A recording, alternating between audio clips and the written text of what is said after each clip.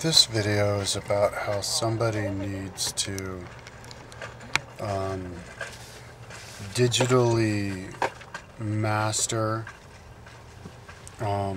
faces of historical people, like how they digitally mastered the face of Robert De Niro in Stone, or Jeff Bridges in Tron.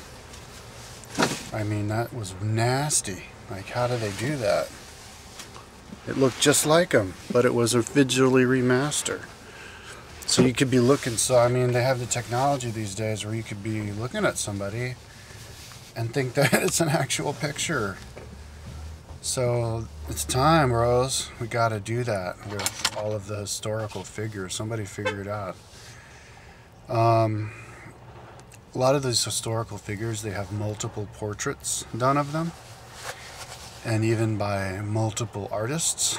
So you can piece those multiple portraits together and get an accurate portrayal of what that person looked like. You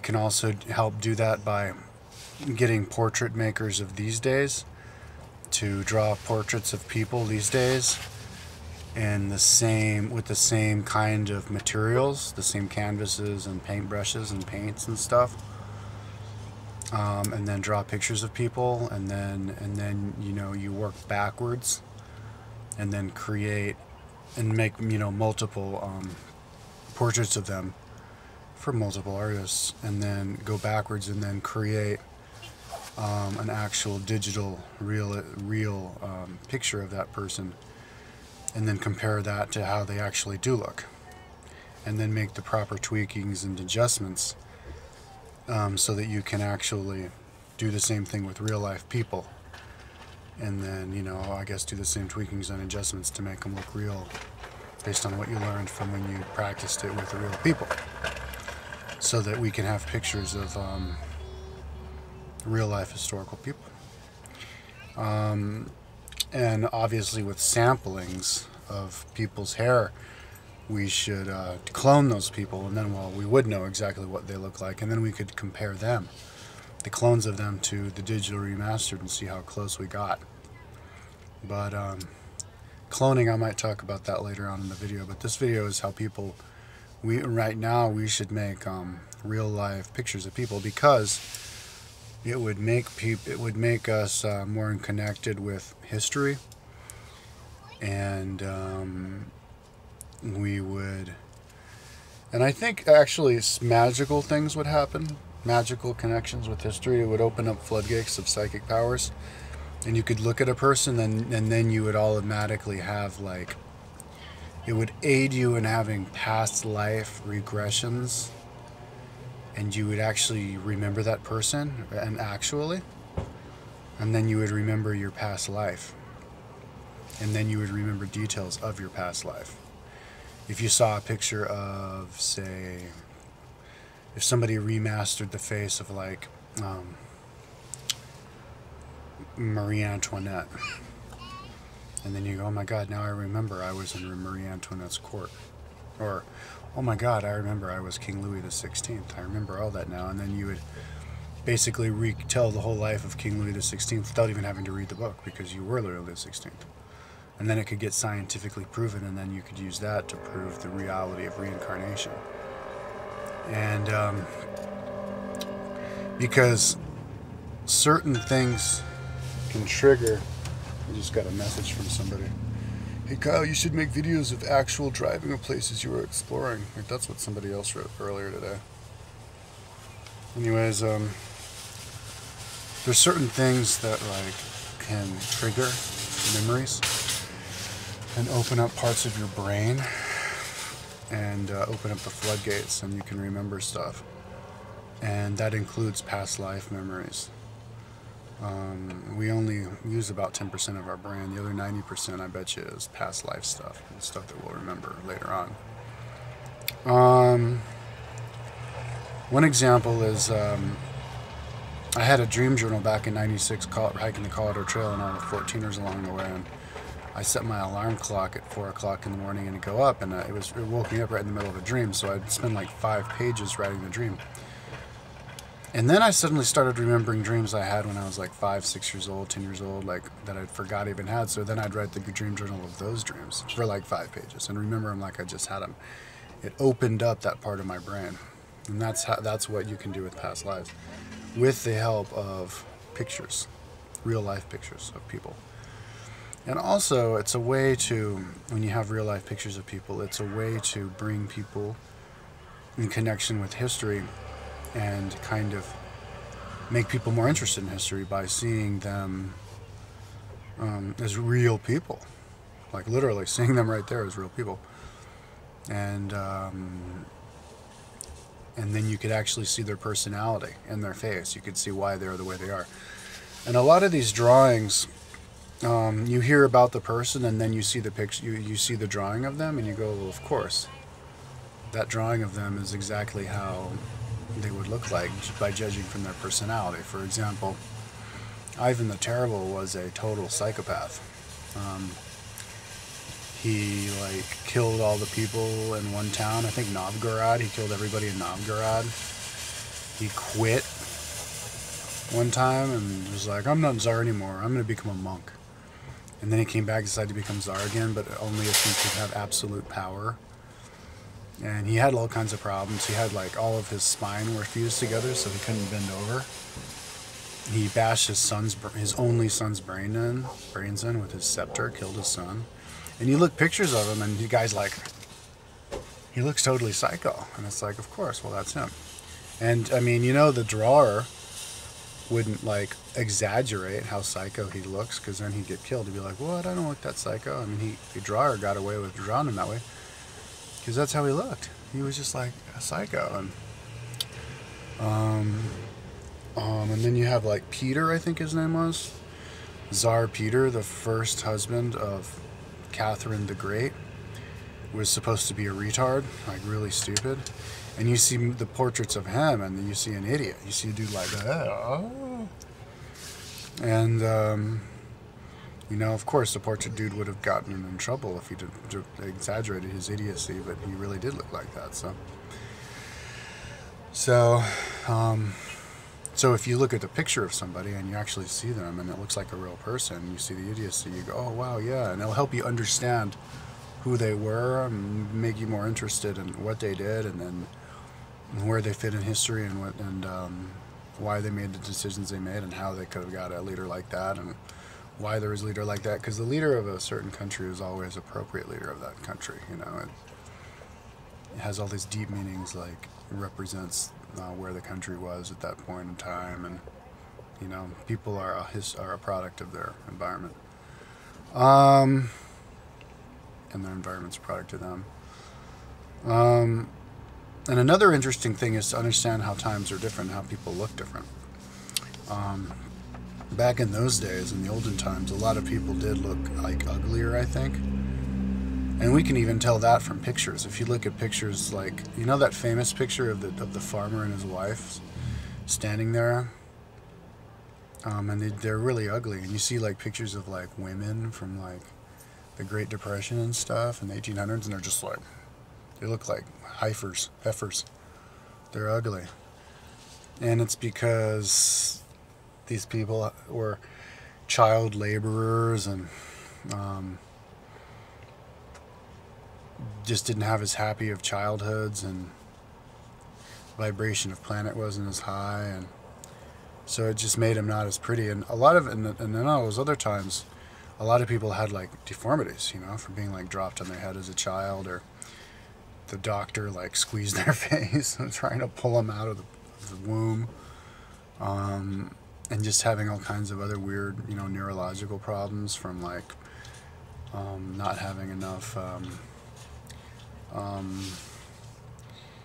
nutrition growing up, and just bizarre illnesses that were around that just made him look weird. There's a picture of Peter the Great, and he's actually a really handsome guy, but he had a nervous tic. He had the eye facial thing, and when he talked, he'd always do like that, you know. But you look at the drawing of him, he's a really good-looking guy. So like, basically, and I think a Yale professor said that yeah, most people had weird chicks like that. Like people were just like not as beautiful. I mean, you can tell even 50 years ago, 20, 30 years ago, people weren't as beautiful as they are now. It was just getting more and more beautiful. So if people like recreate drawings of people based on the portraits, and then but they're not, but they and you make them look like wacky the way that they did in the portrait, like Peter, the husband of Catherine the Great. Then you can look at the person and you go, oh yeah, wow, yeah, different species altogether, you know. And they should do the same thing actually with Neanderthals and Cro-Magnons um, and and but a lot of people actually were pretty. Just while we're talking about that, a lot of like the hottest chicks in the past. Because we could judge that too. You could make like, you know, the 50 sexiest women of the past. You know how you do that nowadays? 50 sexiest female actresses of these days, or athletes. We'll do the same thing, like the 50 sexiest, hottest women of the ancient world. And you use the actual real pictures of them. And I would say the hottest girl of the ancient world that I've seen so far is Catherine of Aragon. Ooh, I saw a picture of her when she was younger. So beautiful. Catherine the Aragon was the wife of Henry VIII, mother of crazy Bloody Mary, daughter of Isabel and Ferdinand, the Spanish king and queen who started the Inquisition and sent Christopher Columbus on his way. She was hot. She was like redheaded girl. She looked like the actress who played Bloody Mary in that HBO show The Tudors, and who was beautiful too. And she looked like also like the woman who played her, Catherine of Aragon, in the History Channel documentary about like King Henry VIII. So she was beautiful. Bloody Mary was nasty. Obviously, I mean, see, that's another example, is they look exactly how you imagine them to look.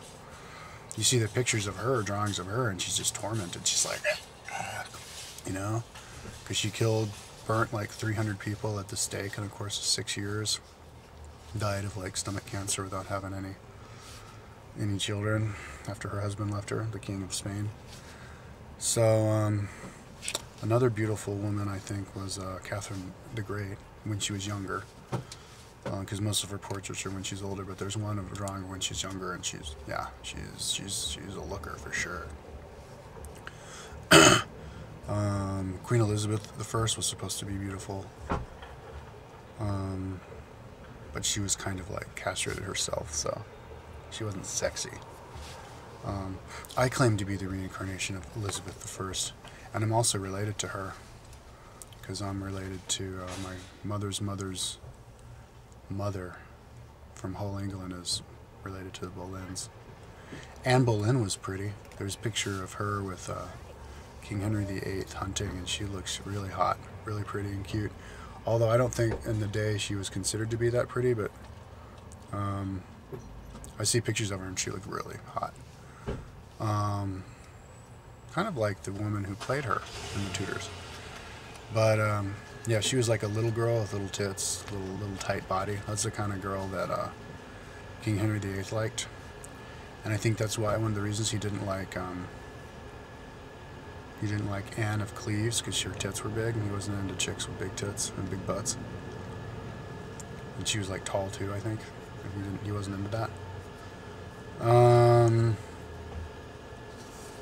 And another woman who was hot was Queen Mary II. She was the wife of like one of those kings, James or something, back in the late 1600s. She's 5'11", so these days would be like 6'5". And she walked all the time between Whitehall and Kensington Palace, like 5 kilometers. So she was like really like fit too.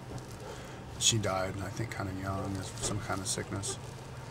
Helen of Troy was supposed to be hot, but you know, that was before they had pictures. But you could actually do digital recreations of ancient Romans, because their marble busts and bronze busts still exist. For example, like Julius Caesar. We all know what he looks like. He was like this skinny dude, like balding skinny dude. So you could totally make a recreation of him and all those Roman emperors. And they do look like how you would think, you know, like Caligula looks like a spoiled brat. And you can, and another cool thing when you do these digital enhancements is you can see how family resemblances. We all know how people from the same family, they look similar to each other, but you can actually tell that when you look at drawings. You know, you can see the portrait of King Henry VIII's son, Edward. You can see how he looks like King Henry VIII. You can see the family resemblance between people. Like the drawings of, and even in pictures, you know, like the royal family of these days. So it's a cool thing to look at in the past and just see how the Holy Roman Emperor, who was like, of the Holy Roman Emperor, who was the brother of Marie Antoinette, for example, how they looked the same. And his kids looked like her kids, you know, and you could kind of have this whole like royal family resemblance just for fun. Marie Antoinette looked like a ditz, because there's lots of pictures of her, and it's interesting when you look at the drawings, the portraits of people, is the portraits, I mean, they all look like the same person, so you can tell that it's that person from the different portraits. These portrait drawers were good, you know.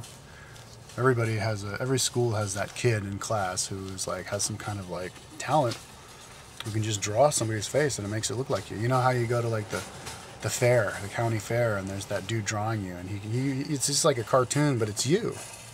Like they have it, and that's how the portrait drawers were. So you want to look at it like a picture. But if you calibrate it with actual pictures, and you know, you can actually use those portraits to create an actual CGI image of somebody, of one of those real historical characters, to just, you know, to just make history sexy, make history an interesting subject to study. Plug them in and make them like people who like, as though they are alive today, you know, or even make make movies, make more, when you make movies about them, get the CGI animations of them, so that when you're looking at the picture, looking at them talking, get like another actor and then tweak who looks like them, and then tweak the face a little bit, and it actually is them. It looks exactly like how they really look like, exactly to a T. Like if they were to reincarnate now and their friends would see that person, they'd be like, oh my God, it's you. They wouldn't even know the difference. Like, I think it's possible for us to do that. So that would be really cool, because then it would just open up our floodgates. Because I think it's possible, you know, for us to one day start remembering our past lives as though it's our present life, you know, kind of like open up our lives and remember all of our past lives, kind of like how the Buddha, when he became enlightened, could remember all his past lives, supposedly. Well, that's the perfect way to learn how to do that, is to study history and look at history, historical people, how they really did look, reenact the actions that really did, and then just suddenly it'll click and it'll like bring you back, kind of like somebody with amnesia. We're walking around lives now and we can't really remember our past lives because it's like we have amnesia. But how do you get somebody to break out of amnesia? You just bring them lots of things that they might remember, and then they remember it, and then they remember the other thing, and the next thing you know, they remember everything. It opens up that part of their brain, so it's the same thing. That's the technique, how to remember our past lives.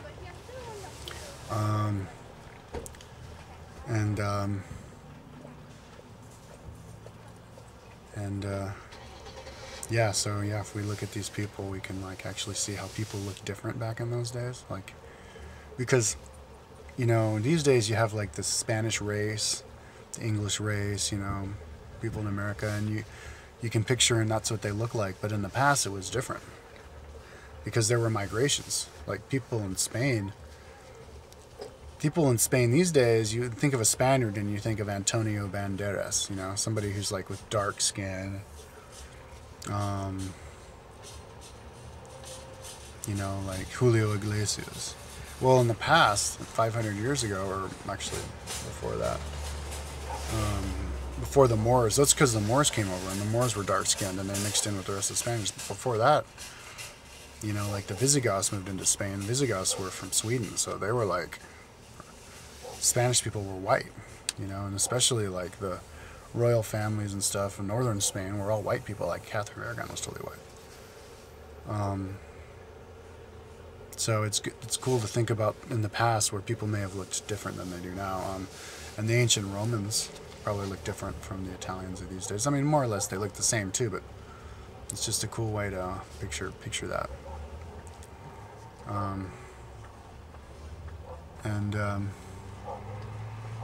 Yeah, so that'd be cool if somebody did that. Okay, so that's that.